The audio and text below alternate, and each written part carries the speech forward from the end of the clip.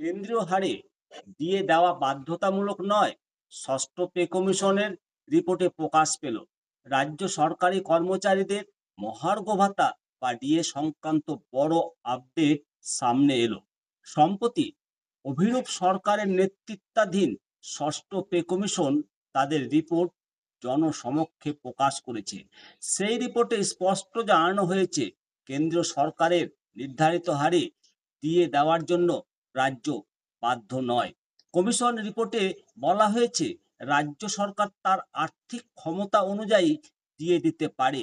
All India consumer price index AICPI হারে দিয়ে দেওয়ার কোনো বাধাবাধকতা নেই।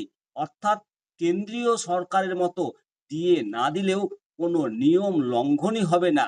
এই রিপোর্ট 2015 সালেই প্রস্তুত হয়েছিল, তবে কিছু আইনি জটিলতায় তা প্রকাশ পায়নি।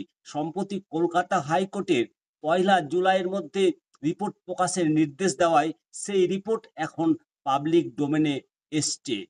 কমিশনের বক্তব্য, রাজ্যের আর্থিক সামর্থ্যের বিচারে দিয়ে দেওয়া উচিত এবং কেন্দ্র সরকার ডিএর হারকে বাধ্যতামূলকভাবে ধরা যায় না, কারণ রাজ্য ও কেন্দ্রের আয় ও ব্যয়ের কাঠামো আলাদা। ফলে কেন্দ্র যা পারে, রাজ্য তা সবসময় পারে না।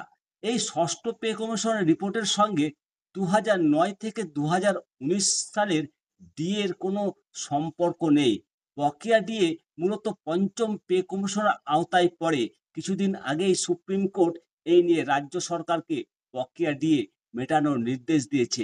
এই রিপোর্ট সামনে আসতেই ক্ষুব্ধ হয়েছে সরকারি কর্মচারী থেকে শিক্ষক শিক্ষিকা সবাই। কনফেডারেশন অফ স্টেট গভর্নমেন্ট এমপ্লয়িজের প্রতিনিধি মলয় মুখোপাধ্যায় বলেছেন, এই রিপোর্ট রাজ্য সরকারকে বাঁচাতে তৈরি করা হয়েছিল।